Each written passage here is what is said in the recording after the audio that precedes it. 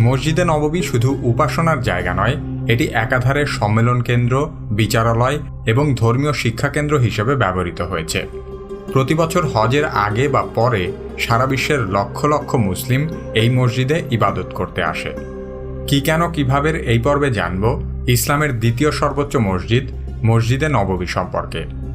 আমাদের এই পর্বটি স্পন্সর করেছে ঘুরি লার্নিং প্রেজেন্টস বিবিসি জানালা। ঘরে বসে ইংরেজি শেখার সহজ ও কার্যকরী এক মাধ্যম বিবিসি জানালা। ভিডিও ডিসক্রিপশনে তাদের লিংক দেয়া আছে।